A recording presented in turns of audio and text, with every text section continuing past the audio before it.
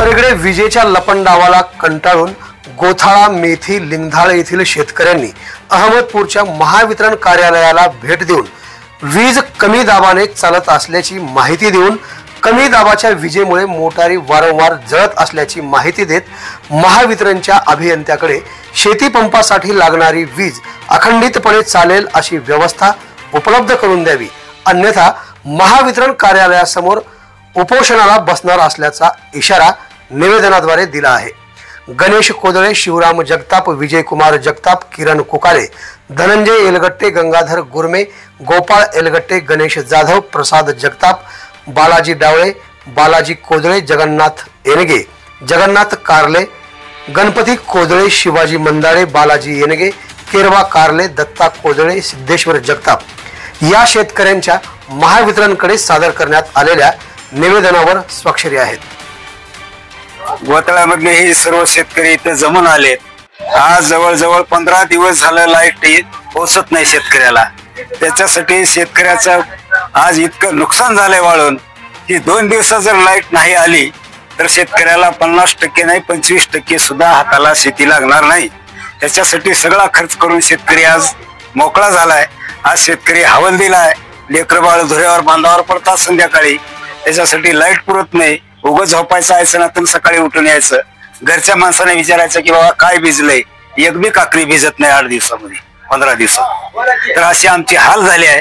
तर ह्याच्यासाठी इथल्या ज्या अधिकाऱ्यानं आम्हाला लाईट 2 दिवसात पुरवावं तर आमची काहीतरी थोडीशी सोय होईल, नसलं तर आम्ही शेतकरी आज हवाल दिलाय, त्याच्यासाठी आम्हाला काहीच हाताला लागत नाही।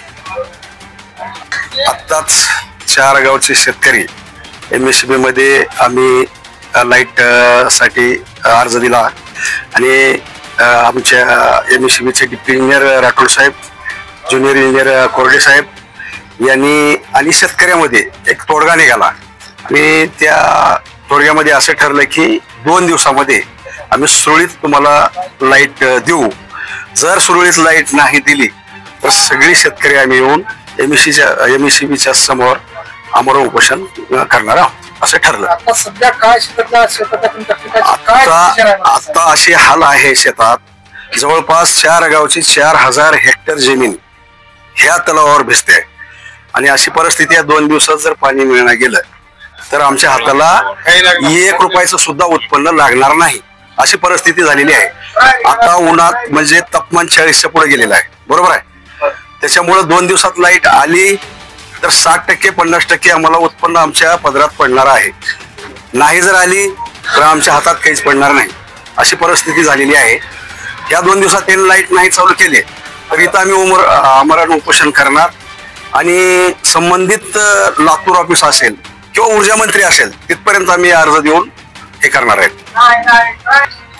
आता सर्व तिन्ही गावच्या शेतकऱ्यांनी इंजिनियर राठोड साहेब आणि कोरडे साहेब या दोघांनाही या ठिकाणी निवेदन दिलं। निवेदन दिल्यानंतर त्यांनी शेतकऱ्यांच्या ज्या काही समस्या आहेत त्या समस्या समजून घेतल्या आणि येत्या 2 दिवसामध्ये तत्काळ याच्यावर कारवाई करून शेतकऱ्यांना कशी वीज पुरवठा व्यवस्थित होईल याची आम्ही दक्षता घेऊ असं या ठिकाणी दोन्ही इंजिनियर साहेबांनी आम्हाला या ठिकाणी सांगितलं आहे। त्यामुळं आम्ही 1-2 दिवस आणखी वाट या ठिकाणी पाहणार आहोत आणि जर 2 दिवसानंतर आमची लाईट सुरळीत नाही झाली तर महावितरणच्या समोर या ठिकाणी आम्ही उपोषणाला नक्की या ठिकाणी बसणार आहोत।